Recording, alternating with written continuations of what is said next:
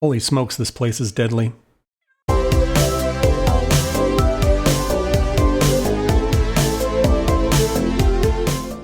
hello everybody, and welcome to episode 42 of the Let's Play world. We're starting this episode off in this lovely place that we created in the last episode, and I'm really happy with how this turned out. I think it's a cool space, and hopefully we'll do a lot more things like this. Speaking of cool projects, you guys left me a couple of really good ideas in the comments. One of them, an underwater dome, and that one came from Moore's Bane. Another one, based on how good our ship turned out, was a ship battle, which would be pretty epic, and that one came from the Blaine Train. One that I had thought of that was kind of inspired by watching Frolic131's videos was a fireworks factory. Lots and lots of good ideas. I think what I want to kind of focus on right now is finishing the stuff we've started. And what I mean by that is we should probably finish some of the things we've got underway before we undertake any massive new projects. So that means the waterfront project, we should probably finish those up. We should probably finish filling out the tiny map. And we should finish up our existing nether halls, the one that goes out to the nether mine and the one that goes out to the mesa and the desert. My thinking is 1.17 is going to come along and it's going to change the direction of some of these projects, and I don't want to have too many things underway when we get all these new blocks and we want to explore new areas and all that sort of thing. So that's the plan. Over the next couple episodes, we'll work on those things, and then we'll see what else we can get done. Let's start off with one of these nether halls in the form of a time lapse.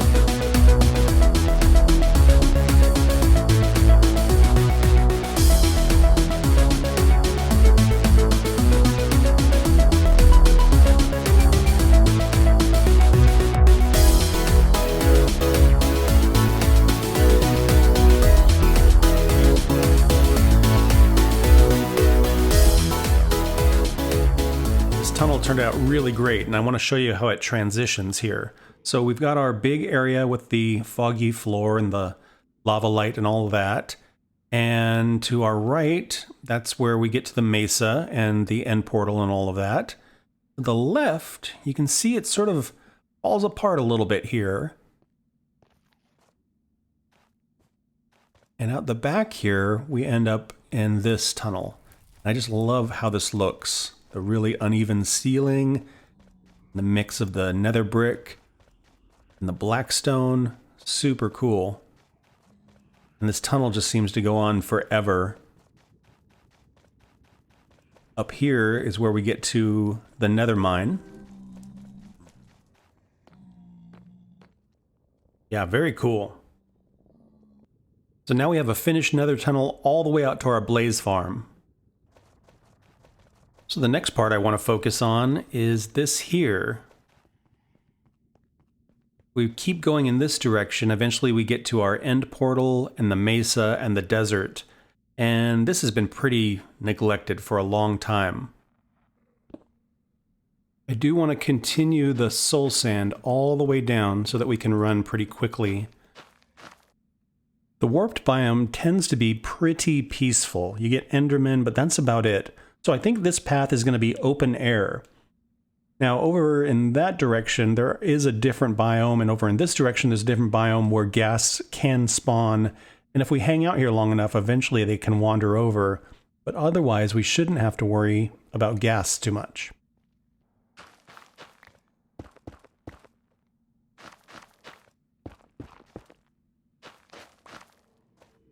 Now this area is a different story. We get lots of gas out here. So this is probably going to need to be enclosed in some way. So this part here through the warped forest, I think I'm going to continue using quartz so that it stays nice and white and bright as we go across the warped forest.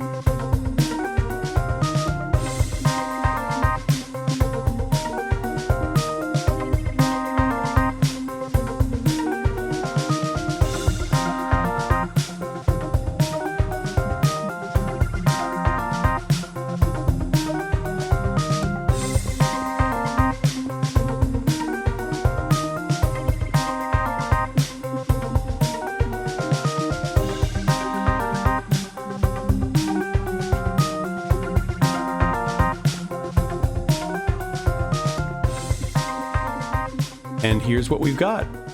Super cool looking. I went with just the quartz and the gray because I didn't want to compete with all the color already happening. We've got this really contrasty thing with the teal and the maroon. And so keeping it white and gray and really neutral tones makes it look really clean, really modern. I did this floating light thing here, which I think looks really cool. A little bit magical, a little bit weird, kind of like the vines that grow upside down. I did a little bit of landscaping, believe it or not. Sometimes if you want things to look natural, you actually have to do a little bit of work. So I went around and did some of these vines here so that they'll cluster up like that. Added a couple more trees. So yeah, this will continue to grow and it'll look really lush and overgrown eventually. But yeah, like this a lot. This last part of the tunnel here goes across a little bridge and then into this basalt area. And I like this look. I think it looks very kind of spaceshipy, kind of alien. And I like how stark it is, but I think we could do a little bit more with it. I'm just not sure what yet. So I'm going to put this part on pause so I can think about it a little bit, and we'll come back to this part of the Nether tunnel in the future. So we can remove Build Nether Hall to Nether Mine. And we made some progress on Build Nether Hall to Mesa Desert, but still a little bit more work to do here. The next thing I want to do is fill out some of the tiny map. We've done a little bit of exploring behind the base, but there's sort of this weird missing chunk here, and I kind of want to investigate this. On the wall of tasks, there's a project that's called The Village. And what I want to do at some point in the future is build a pretty large village somewhere back in here. So let's go check it out. So I know I could just jump up in the sky and fly over this whole thing and expose it all, but I kind of want to do it by foot so I can actually see what's going on, see what the terrain looks like and all of that. There's some interesting things from when we first walked over here that I remember, like this ravine that we've never bothered to check out. That'd be a cool thing at some point to investigate.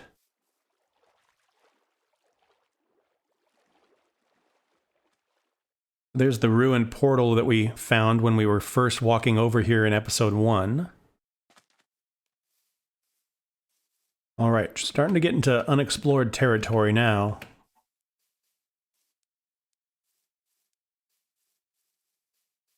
Another ravine. Big ravine. Pretty big birch forest over here.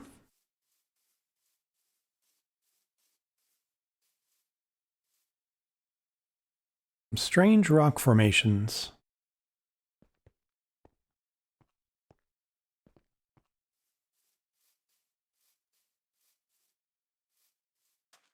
Such an interesting and glitchy rock. It's so weird how the game does that.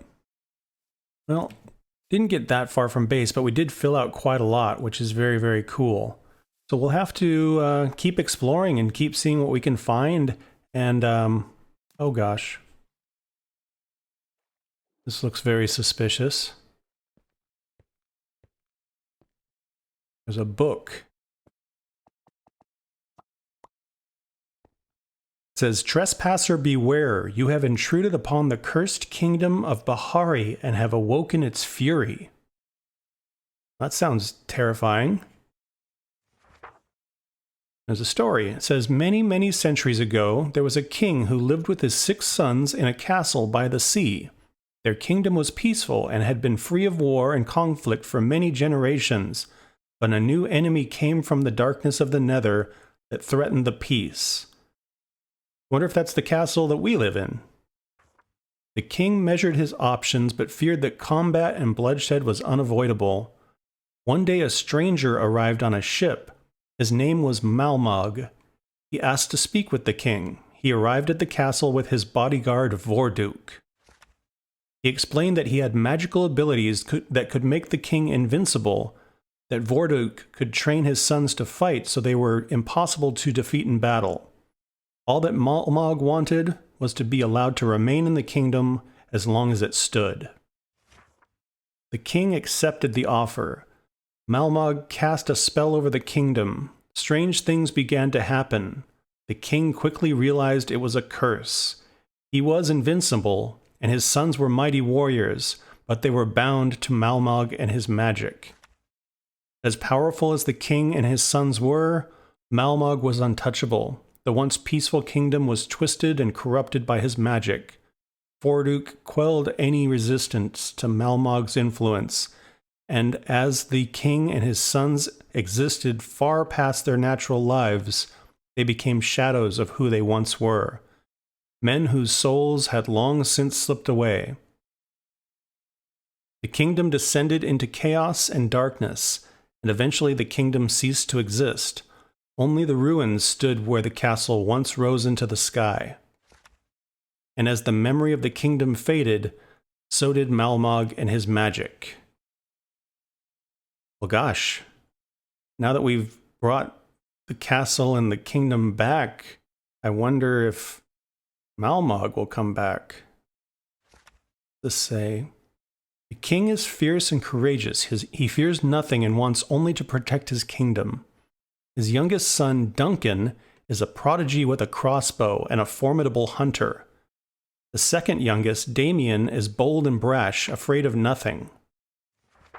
The next oldest is Desmond, known as much for his bravery as his temper. Daniel and Dennis are twins, brilliant and deadly fighters. The eldest is David, a great leader. He was the only hope against Malmog before the kingdom finally died, the heir to the throne that fell." Well, gosh, we should probably hang on to this book in case we need it later.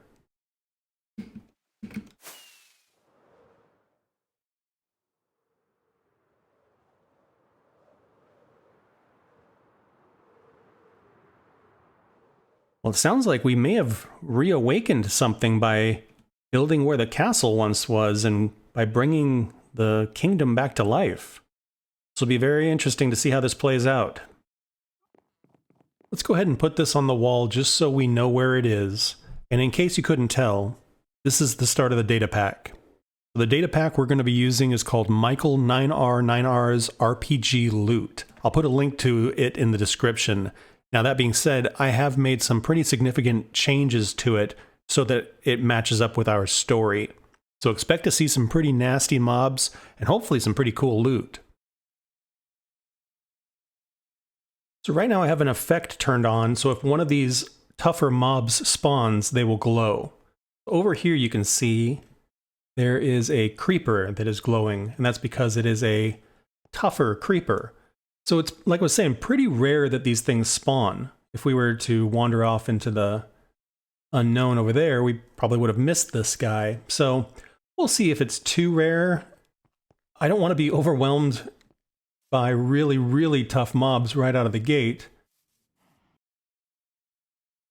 Veteran spider.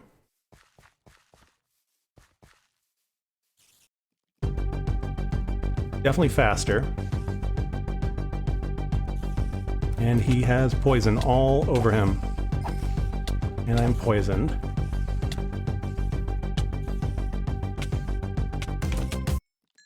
Got him. A little tougher. I think veteran is first level.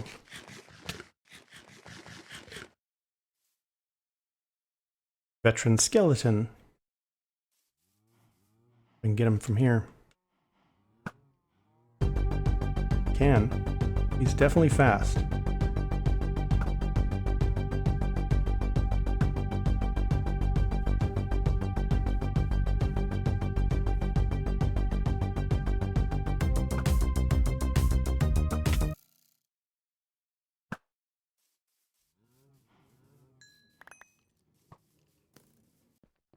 The veterans seem to be just a little tougher than normal. Let's see what we got here. See, somebody's spawned in a cave way down deep. So we got some rare chainmail leggings. So these chainmail leggings come with Fire Protection 3 and Curse of Vanishing. And then you'll notice, if I wear these, they'll actually add to my health, make me a little faster, give me some knockback resistance, and increase my armor. So some cool perks besides just the normal armor stuff. This is an uncommon iron chestplate. Uncommon chainmail boots. Uncommon turtle shell, that's pretty cool. Lots of these guys are going to drop bottles of experience, so that's kind of a nice extra. So let's see what happens if I put these chainmail leggings on. So right now I've got 10 hearts of health. If I put these guys on, now I have 12. That's a pretty cool little boost there. My toughness did go down 1. So normally I'm sitting at 6 with my netherite. I put this on, it goes down to 5. So yeah, kind of a balancing act there as far as what works best or what is a good piece of armor. Well, I think this is going to be a pretty fun, pretty cool addition to the game, and definitely something to keep us occupied while we're waiting for 1.17. Let me know in the comments what you think. Like I said, we can kind of tweak things and adjust things and try stuff out as we go. Thank you guys so much for watching. I hope you had fun. Please like and subscribe if you want to follow along on the adventure, and I hope to see you guys in the next one. Bye-bye.